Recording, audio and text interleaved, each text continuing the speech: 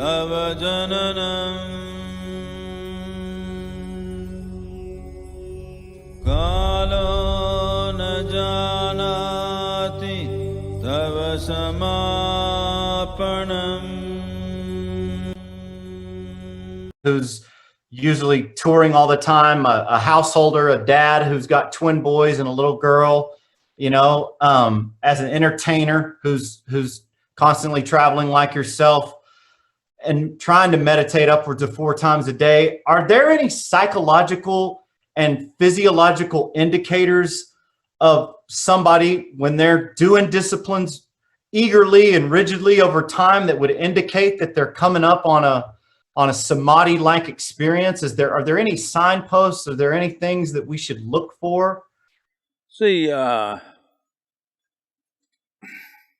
this question comes from various aspects. One important aspect that I would like to knock off before we go into the subject is, generally people think an inner experience means something spectacular should happen, fireworks should happen. Tell me, even if we set up fireworks, how long can we make it last? Yeah, it's up and down, and then you open your eyes and it's just up and down. So the important thing is not that. That steadily you're going up is important. Here and there we can have a little fireworks show.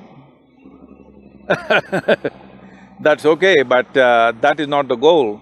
The important thing is we must be steadily going up. First of all, let's understand what is samadhi.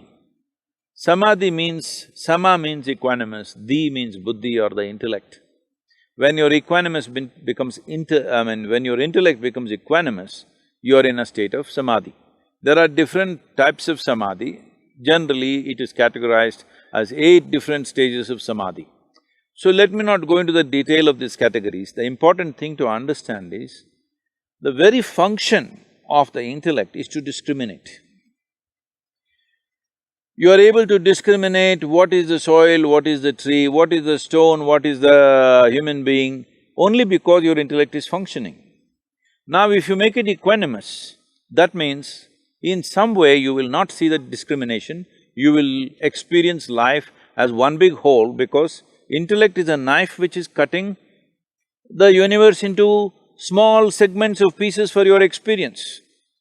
Now when your experience becomes unified, that is, intellect is not doing this function, it is alert, but it is equanimous when it becomes.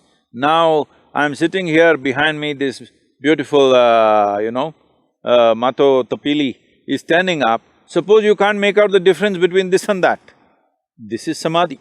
I'm putting a very stark example. But in your inner experience, every human being is experiencing some states of minor samadhis.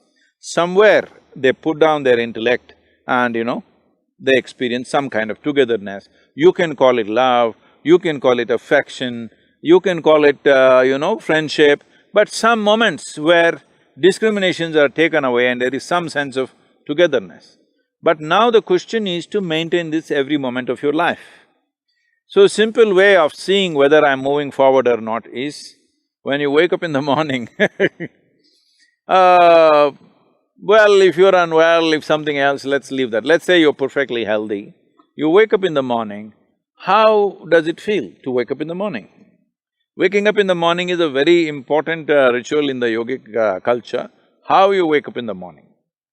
So when you wake up in the morning, does a smile naturally appear on your face, or do you have to smile? Or are you in some kind of a blissed out state when you wake up in the morning? Or are you tense when you wake up in the morning? Are you agitated? Or before you wake up already you're bothered about something? These are simple indicators. If you notice, there is a certain equanimity when you wake up in the morning. Well, it's a good sign. Just keeping that through the day is what it is. Don't look for spectacular fireworks, because those fireworks will never last. But if you become blissful throughout the day, you are a candidate for samadhi. For sure, because the number of troubles that are going on in everybody's lives, okay? There is nobody's lives which is all perfect. If you have to be blissful, you have to be equanimous, otherwise there's no way. There must be samadhi in you for you to be blissful through the day, irrespective of the situations that are going on. If you go in reaction or in judgment of the situations that are happening in our life, nobody can be blissful on this planet unless somebody is wearing those, these days they are wearing those, what are those goggles which are giving them virtual reality, and they're in La La Land, I'm saying. VR, baby, VR glasses. That's great.